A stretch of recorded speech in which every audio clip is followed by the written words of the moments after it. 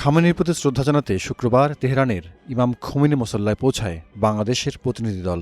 ১১ দলীয় জোটের নেতারা যখন তার কফিনে শ্রদ্ধা জানান, তখন তিলাওয়াত করা হয় সূরা আল ইমরানের ১৬৯ থেকে ১৭০ আয়াত, যেখানে আল্লাহর পথে জীবন উৎসর্গকারীদের মর্যাদার কথা উল্লেখ করা আছে।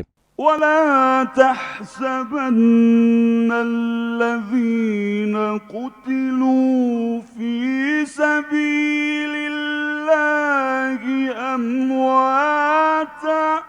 স্পিকার হাফিজউদ্দিন আহমদ যখন শ্রদ্ধা জানাচ্ছিলেন, তখন পাঠ করা হয় সূরা আল আহজাবের ২৩ নম্বর আয়াত, যেখানেও শহীদদের জন্য আল্লাহর অঙ্গীকার পূর্ণের কথা তুলে ধরা হয়েছে। মিনাল মুমিনিনা রিজালুন সাদাকু মা আহাদুল্লাহ আলাইহি।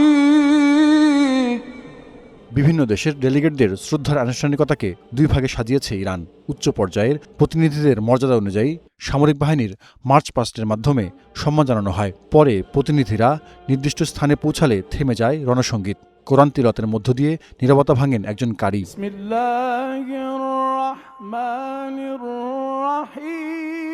মধ্যপ্রাচ্যের মার্কিন মিত্র সৌদি আরবের প্রতিনিধি দলের সময় তিলাওয়াত করা হয় সূরা আল ইমরানের ১৩ নম্বর আয়াত, যাতে ইসলামের জন্য গৌরবোজ্জ্বল বদর যুদ্ধের বর্ণনা রয়েছে।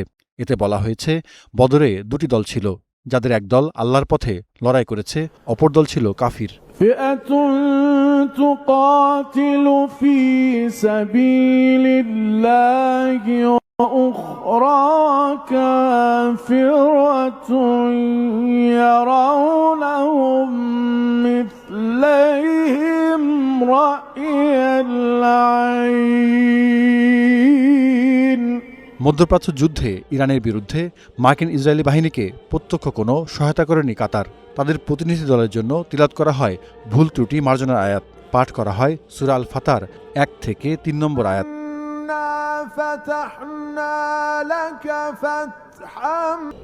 ফিলিস্তিনি প্রতিনিধি দলের সময় তুলে ধরা হয় পবিত্র আল আকসার কথা, আর হামাসের শ্রদ্ধার সময় তিলাওয়াত করা হয় সূরা আল আহজাবের ২৩ নম্বর আয়াত, যেখানে শহীদদের প্রতি আল্লাহর অঙ্গীকার পূর্ণ করার কথা বলা হয়েছে।